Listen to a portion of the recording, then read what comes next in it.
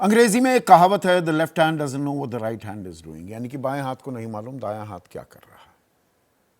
और क्या ये हमारी व्यवस्था, हमारे सिस्टम पर लागू हो रहा है? भगवान भरोसे हो गए हैं क्या हम? और पूरी गंभीरता से ये सवाल मैं आपसे पूछ रहा हूं, क्योंकि अभी 2.5 घंटे पहले पुणे में इंद्रायणी नदी पर एक पुल था, जर्जर हालत में। जानकारी यह मिल रही है 3 महीने पहले यह बंद भी कर दिया गया था, लेकिन बड़ा ही मनोरम नजारा यहां से दिखता है। लोग तब भी गए। अब लोग जाएं तो वहां पर रोकने वाला कोई होना चाहिए। इसीलिए सरकार होती है ना, इसीलिए प्रशासन होता है, इसीलिए व्यवस्था होती है। कुछ था ही नहीं जी। 100-125 लोग पुल पर इकट्ठा हो गए। पानी का बहाव था तेज और पुल था कमजोर, टूट गया। 2 की तो मौत हो गई, उसकी पुष्टि है। 20-25 बह गए हैं, अभी नहीं मालूम इनमें से बचेंगे कितने। 12 लोग जख्मी हुए हैं,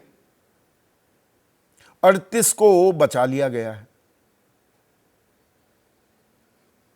और जांच होगी, जिम्मेदार लोगों को बख्शा नहीं जाएगा, जवाबदेही तय होगी।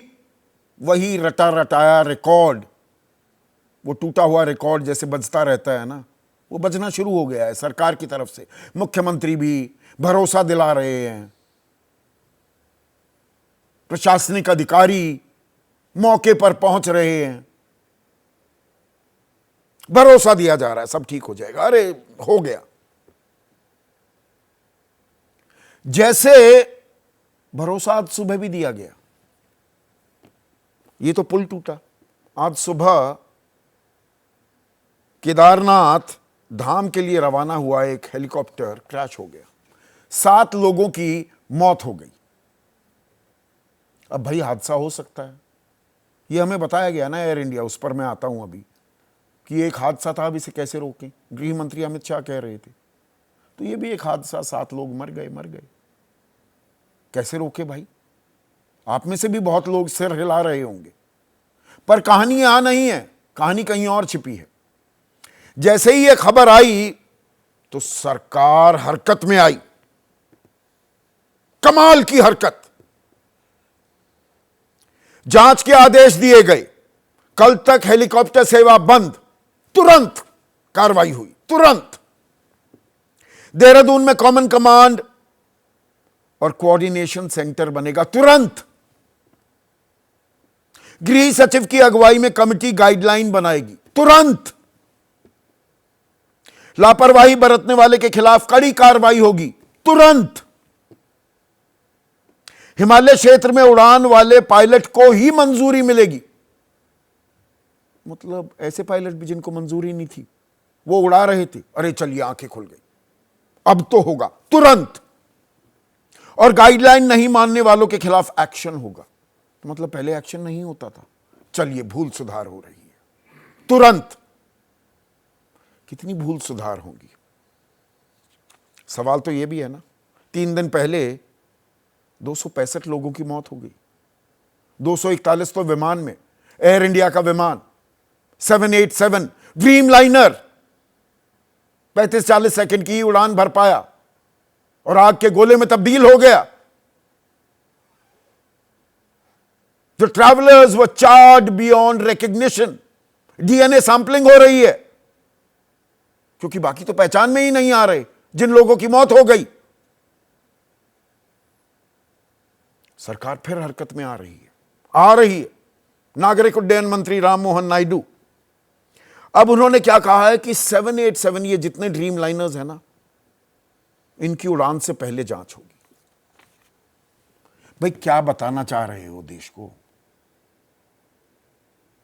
बिना जांच के ही हवाई जहाज उड़ रहे थे पहले, कोई स्टैंडर्ड ऑपरेटिंग प्रोसीजर नहीं थे। अब जांच होगी। 9 विमानों की जांच पूरी भी हो चुकी है। अब यह भी बताया जा रहा है, यह कमाल हो रहा है देश में, बाकायदा अब जानकारी दी जा रही है कि कुल मिलाकर 26 बोइंग 787-8 सीरीज वाले और 7 बोइंग 787-9 सीरीज वाले विमान हैं, यानी कि 26 और 7 33, 9 की जी हमने जांच पूरी कर ली है।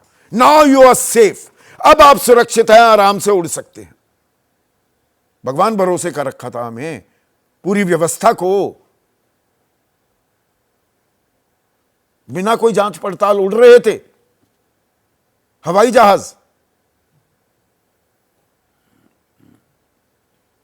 और 11 दिन पहले चलते हैं। आरसीबी ने फाइनल जीता, 18 साल लग गए। अच्छी बात है, आपने आईपीएल चैंपियनशिप जीत ली। तो चिन्ना स्वामी स्टेडियम में उनका सम्मान समारोह हो गया। उससे पहले विधान सौदा, बेंगलुरु में विधानसभा को विधान सौदा कहते हैं वो बिल्डिंग, वहां पर मुख्यमंत्री सिद्धरमैया और राज्यपाल थावरचंद गहलोत वो खिलाड़ियों के साथ दिखाई दिए। कार्यक्रम चल रहा था, वहां पर भगदड़ मच गई चिन्ना स्वामी स्टेडियम में। 11 लोग जख्मी हो गए, 11 लोग मारे गए, 47 लोग जख्मी हो गए। कार्यक्रम चलता रहा जी। फिर खिलाड़ी आ गए जी, चिन्ना स्वामी स्टेडियम भी। 11 लोग मर जाते हैं, 140 करोड़ का देश है, क्या फर्क पड़ता है जी। और उसके बाद पता क्या लगता है जी, पुलिस कहती है जी कि बिना इजाजत ये विक्ट्री परेड हुई। The left hand doesn't know what the right hand is doing. किसी को कोई खोज खबर ही नहीं है। इसे फंक्शनिंग अनार्की कहते हैं, चलती फिरती अराजकता। यह कभी हमारे देश के लिए 1962 में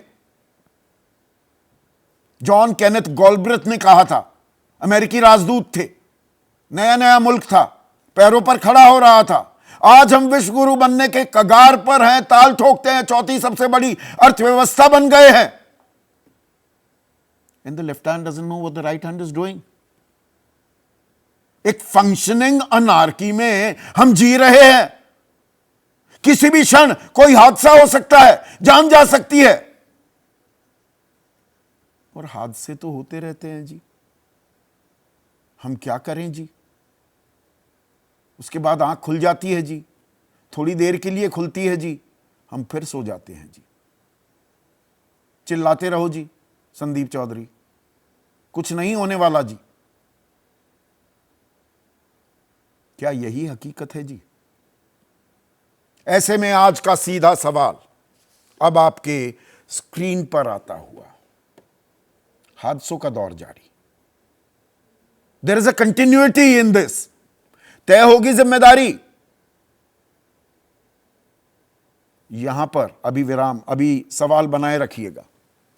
यह सवाल मैं क्यों पूछ रहा हूं? यह पुल जो टूटा है, गिर गया पुणे में, एक पुल गिरा था 3.25 साल पहले मोरबी में, गुजरात में। सिर्फ 135 लोगों की मौत हुई थी। 140 करोड़ का देश है, 135 क्या फर्क पड़ता है। 135 लोगों की मौत हुई। इनमें 54 बच्चे थे और 33 बच्चों की उम्र 10 साल से भी कम थी।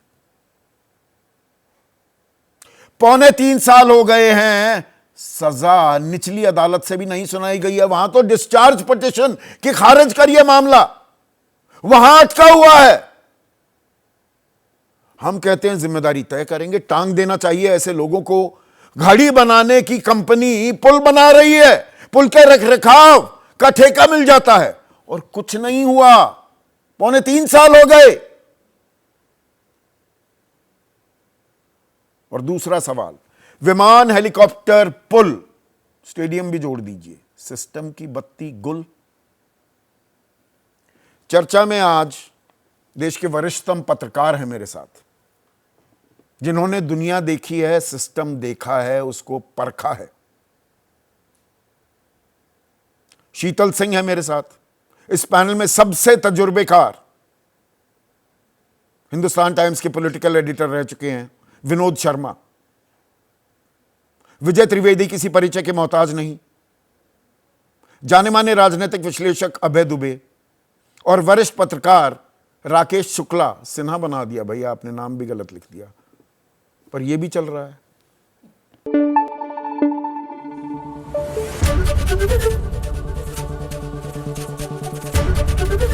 एबीपी न्यूज आपको रखे आगे।